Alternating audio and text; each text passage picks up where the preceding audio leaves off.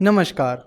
तो आज हम बात करेंगे कि माइक्रोसॉफ्ट, एप्पल, ट्विटर और फेसबुक जैसी कंपनीज जो दूसरी कंट्रीज के स्टॉक एक्सचेंजेस पर लिस्टेड है, उनमें आप कैसे इन्वेस्ट कर सकते हो। तो जो स्टॉक्स इंडियन स्टॉक एक्सचेंजेस पर लिस्टेड नहीं है पर दूसरी कंट्रीज के स्टॉक एक्सचेंजेस पर लिस्टेड है, ऐसी कंपनीज में इन्वेस्ट करने के अलग अलग तरीके हैं। कुछ इंडियन स्टॉक ब्रोकरेज फर्म्स जैसे कि आईसीआईसीआई डायरेक्ट का दूसरी कंट्रीज के स्टॉक ब्रोकरेज फर्म के साथ टाई अप है, तो आप in Indian stock brokerage firms के जरिए दूसरी कंट्रीज के स्टॉक ब्रोकरेज फर्म्स के साथ अपना ओवरसीज ट्रेडिंग अकाउंट खोल सकते हो। तो ये इंडियन स्टॉक ब्रोकरेज फर्म्स जिनका दूसरी कंट्रीज के स्टॉक ब्रोकरेज फर्म्स के साथ टाई अप है, वो आपको ओवरसीज ट्रेडिंग अकाउंट खोलने में मदद करते हैं। दूसरा ऑप्शन ये है कि आप कुछ यूएस बेस्ड ब्रोकरेज फर्म्स जैसे कि interactive brokers, Charles Schwab, TD Ameritrade etcetera, इनके साथ डायरेक्टली अपना ओवरसीज ट्रेडिंग अकाउंट खोल सकते हो। इंटरएक्टिव ब्रोकर्स इस ब्रोकरेज फर्म का इंडिया में भी ऑफिस है, तो आप इन ब्रोकरेज फर्म्स के साथ डायरेक्टली अकाउंट खोलकर दूसरी कंट्रीज के स्टॉक मार्केट में इन्वेस्ट कर सकते हो।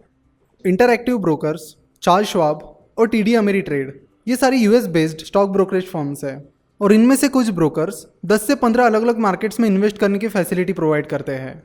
तो ये थे दूसरी कंट्रीज के स्टॉक मार्केट्स में डायरेक्टली इन्वेस्ट करने के तरीके। आप म्यूचुअल फंड्स और ईटीएफ्स के जरिए दूसरी कंट्रीज के स्टॉक मार्केट्स में इनडायरेक्टली भी इन्वेस्ट कर सकते हो। म्यूचुअल फंड का एक टाइप होता है जिसका नाम है इंटरनेशनल फंड, जो दूसरी कंट्रीज के स्टॉक्स में इन्वेस्ट करता है। इंडिया में बहुत सारे फंड हाउसेस के इंटरनेशनल फंड्स हैं जिनके जरिए आप दूसरी कंट्रीज के स्टॉक मार्केट में इन्वेस्ट कर सकते हो, जैसे कि Kotak global emerging markets fund, ICICI prudential US blue chip equity fund, HSBC emerging markets fund, DSP BlackRock US flexible equity fund etcetera. International fund के जरिए दूसरी कंट्रीज के स्टॉक मार्केट में इन्वेस्ट करने का मेन फायदा ये है कि उनमें इन्वेस्ट करने के लिए मिनिमम अमाउंट बहुत कम लगता है।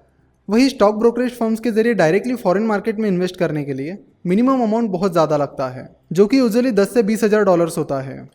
अब ETF that is exchange traded funds जैसे कि मोतीलाल ओसवाल नास्डैक 100 ईटीएफ, इनके जरिए भी दूसरी कंट्रीज के स्टॉक मार्केट में इन्वेस्ट कर सकते हो। अगर आपको ईटीएफ क्या होता है ये पता नहीं है, तो आप इस आई बटन पर क्लिक करके ईटीएफ का वीडियो देख सकते हो।